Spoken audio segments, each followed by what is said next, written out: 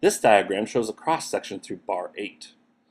In 2002, most of the bar was skimmed down to about water level. It was very flat. The blue line representing 2002 shows the effects of gravel deposition through the 1990s. Up to 25 feet had been deposited, and about 3/4 of the cross-sectional area had been removed for flood conveyance. This greatly reduces the ability of the river to carry floods, thus floods are higher, and also reduces the ability to carry sediment, so deposition increases. It's important to understand these changes in terms of the processes of the river which is trying to convert itself back to a former wide, shallow channel from the deep, narrow one that was artificially dredged. This shows an area in 1898 around Dry Creek, which shows an island, and the river channel has got the tight lines. You can see all the properties nearby are agricultural lands.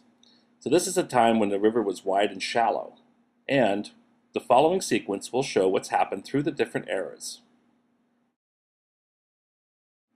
The same area in 2005 shows this grading bar such as bar 8, which has come up over 25 feet and is much more dense in vegetation.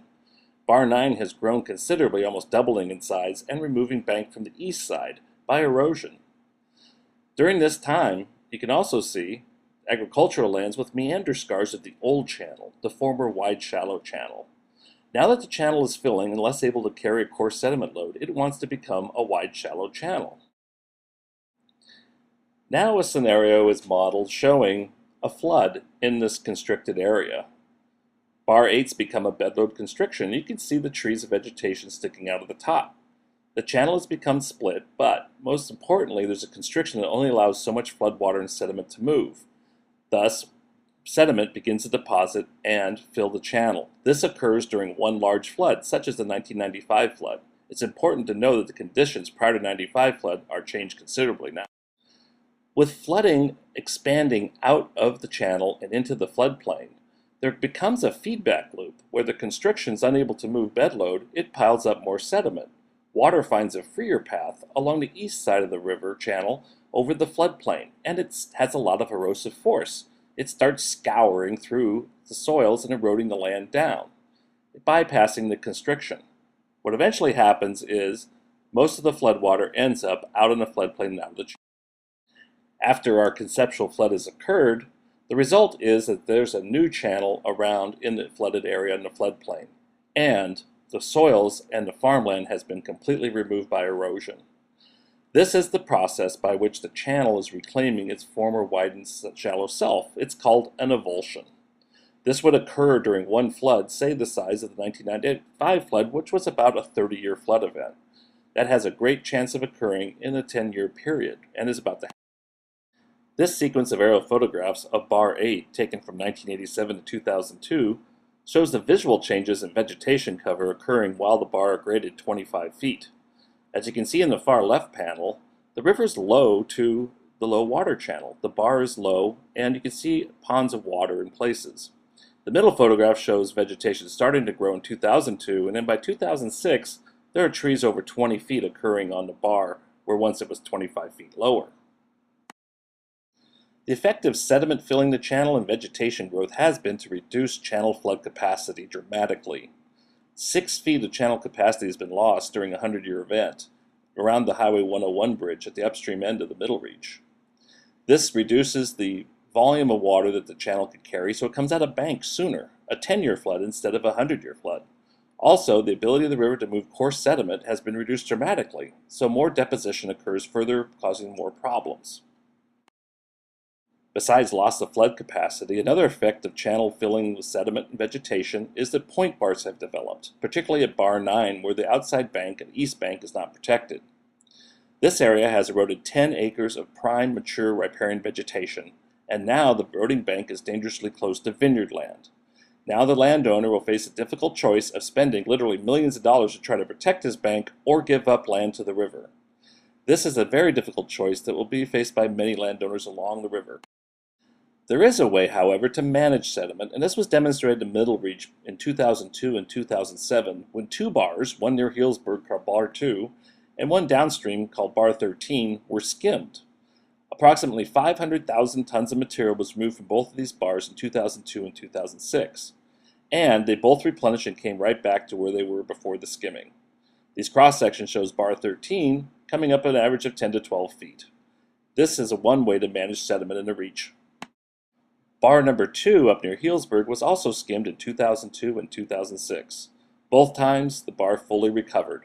Skimming the bar also increases flood capacity at this reach and reduces the frequency of flooding in the neighborhoods that are adjacent to the river.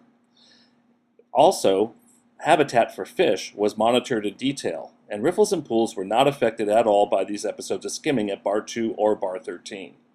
So we have a way to manage sediment that's sustainable, using gravel extraction. Another tool to be talked about later is actually using the natural sedimentation of the river to fill old gravel pits and to make habitat.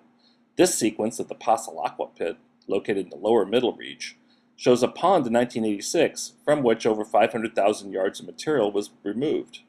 Since that time, this area has filled and become a valuable wetland and riparian forest. This can be done by lowering the banks to the river to allow fine sediment deposition in the gravel pits. In conclusion, the Russian River in the Middle Reach is not a sustainable situation. The straight deep channel is changing by filling and vegetation increases to become the wide shallow channel it once was. This is totally incompatible with land use on the valley floor. Agricultural land will be lost if this is allowed to continue. There are solutions of skimming gravel bars and removing sediment in an environmentally safe manner that will help maintain channel flood capacity and prevent a catastrophe from affecting the important wine industry in Sonoma County. This video describes the Russian River in the Alexander Valley, its history, and land use effects. It also discusses flood protection and erosion control, which through time has been accomplished by channelizing the river. The river was originally wide and shallow and took up most of the valley floor, and since that time, land has been reclaimed to agriculture. The river channel is deeper and straighter than natural, but it's starting to fill up with sediment and vegetation, and beginning to turn back to its old self, which is a great conflict for landowners. The Alexander Valley, like the Middle Reach, is an enclosed basin. The upstream end, near Cloverdale, comes out of a canyon and emerges into a wide flat area of the valley floor. It's constricted at the downstream end near Jimtown, where, during large floods, a backwater pool forms. This means that more sediment can come into the Alexander Valley than can leave. Thus, the original channel form, which reflected this condition, shows a wide, shallow channel with multiple gravel bars and channels and off-channel areas. This diagram shows the results of computer modeling of floods in the river. The top diagram shows a water surface in blue and the ground in black. You can see a break in the water surface slope as it flattens out when it comes to the backwater area. This means that coarse sediment moving along the river cannot go any further and is deposited, and this happens at the large bars near the old DeWitt operation, designated lower diagram as bars SD, S4 and SD5. This means gravel will accumulate. The valley floor of the Alexander Valley had been converted to agriculture by the late 1800s, as shown in this 1898 postcard looking across the valley to the northeast. The land along the river had been straightened, deepened, and filled, and the river confined to a deep, narrow area in the middle of the valley. This provided some flood protection, but occasionally the river comes out of bank. So over the years, this process of filling the floodplain land and straightening the rivers, called reclamation, has provided flood protection for the landowners in the. This map, drawn in 1877, shows the Russian River going from the north area on the upper left to the lower right to the south. You can see the rivers in dense lines, and it shows islands. This is significant because it indicates that the river was overloaded with sediment and had braided channels. This is consistent with the sediment supply, which is high, and with the hydraulics of the valley, which have a backwater area at the downstream end near Jimtown Bridge. This is a unique situation where gravels will accumulate.